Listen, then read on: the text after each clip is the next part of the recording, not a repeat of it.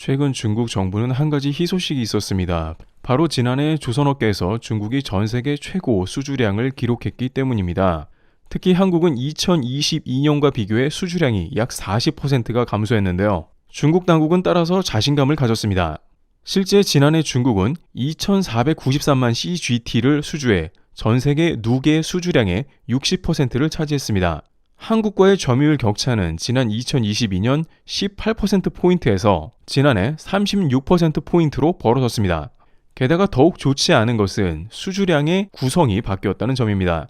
지금까지 한국은 LNG 운반선 등 고부가가치 선박을 주로 수주했습니다. 따라서 총 수주량이 밀리더라도 자신감이 있었죠. 중국은 벌크선이나 컨테이너선 등만 수주량이 높았고 그조차도 대부분 중국 내부에서 수주한 것이므로 실제 수주량이 한국이 적더라도 이유는 한국이 훨씬 큰 상태였는데요. 하지만 작년에는 이제 중국 LNG 운반선이 전년 대비 7% 그리고 유조선도 7%, 초대형 컨테이너선은 약 10%가 올랐습니다. 이런 선박들이 고부가가치 선박이기 때문에 중국에서 점유율이 올라간다는 것은 한국 입장에서 그다지 좋지 않은 사인이었는데요. 물론 한국의 점유율이 떨어진 데는 이유가 있습니다. 한국의 도크가 몇 년 동안 가득 차 있기 때문입니다.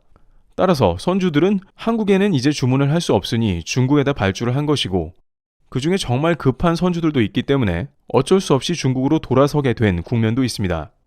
또한 이들 중에는 절충무역 차원에서 중국에 주문한 국가들도 있습니다.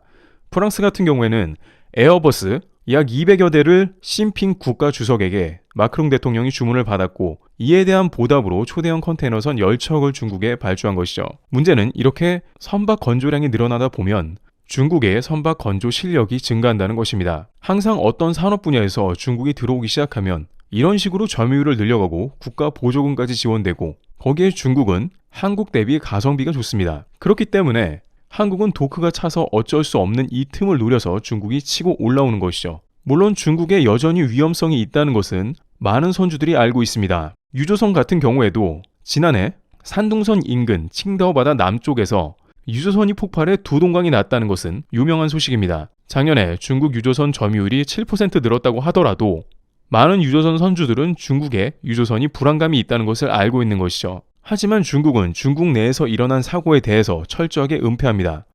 한국에서는 이를 자세히 알 수가 없었습니다. 중국은 2011년 보아이만 원유 유출 사고에서도 한국은 정확한 자료를 알 수가 없었습니다. 어지간한 사고 사안에 대해서는 중국은 모두 뉴스를 은폐하고 있으며 다행인 것은 당시에 유조선 안에 기름이 없었다는 점입니다. 원유를 모두 하역하고 폭발이 일어났기 때문에 한국에서도 큰 기름의 피해를 보지 않은 것인데요. 하지만 중국은 자신 국가 내에서 일어난 문제는 통제합니다만 해외에서 일어난 일들을 통제할 수는 없습니다. 예를 들어서 2년 전에 싱가포르에서 신상 중국 컨테이너선이 침몰한 적이 있었는데요. 이는 많은 선주들이 굉장히 불안했던 게 신상 선박임에도 불구하고 따라서 당시에 중국의 컨테이너선 발주가 다소 주춤한 면이 있었는데요. 한국의 컨테이너선은 그런 사고가 하나도 없었고 중국 조선소에서 건조된 컨테이너선이 침몰했으므로 당연히 이런 맥락은 중국 배에 발주하는 것을 꺼리게 되는 것입니다.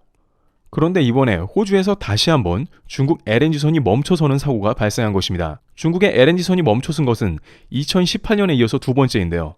많은 사람들은 거의 6년 만에 일어난 사고이므로 그럴 수도 있지 않느냐, 6년에 2번 정도면 괜찮지 않느냐고 반문하긴 합니다만 문제는 LNG 선박은 절대로 이렇게 멈춰서는 안 된다는 이야기입니다. LNG 선박은 사전에 계획된 액화 천연가스를 운반하는 데 주요 목적이 있습니다. 이 LNG 물량은 무려 2년 3년 전에 선물로 계약된 것이죠. 따라서 이미 엄청난 대금도 지불된 상태이고 반드시 제시간 안에 천연가스를 해당 국가에 운반해야 하는 책임이 있습니다.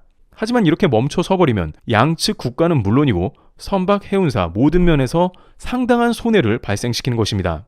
그렇기 때문에 액화 천연가스 운반선은 상당히 고부가치 선박이라고 할 수가 있는 것이죠.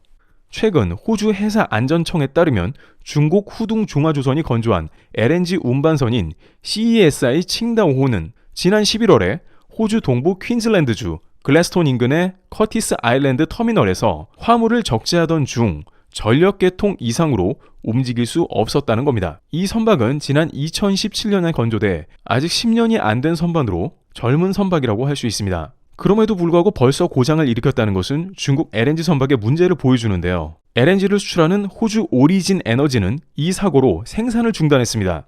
또한 최고 세척의 LNG 운반선 선적 일정이 지연되고 정상적인 전반적인 영업활동에 타격을 입었다고 주장했습니다. 이는 실제 피해를 입은 것이 이 선박이 3주 동안 터미널을 막고 있었기 때문인데요.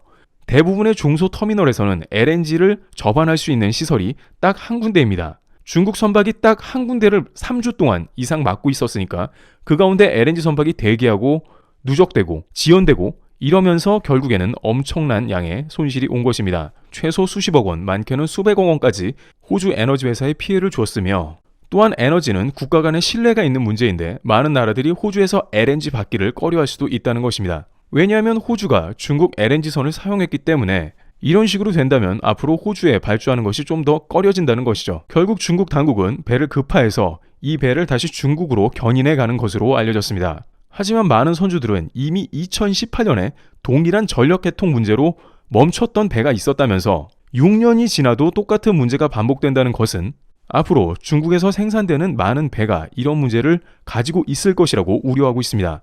특히 이와 같은 20만 톤에 가까운 초대형 LNG 운반선 시장에 있어서는 역시나 한국이다, 한국 기술에 되지는 않는다라고 판단하고 있습니다. 돈을 좀 아껴 보려고 그리고 시간을 단축하려고 중국에 주문했지만 이런 사고가 단 한 번이라도 터진다면 그렇게 아낀 돈은 모두 다 날리게 되는 것이며 거기에 손해배상까지 해줘야 하는 것입니다.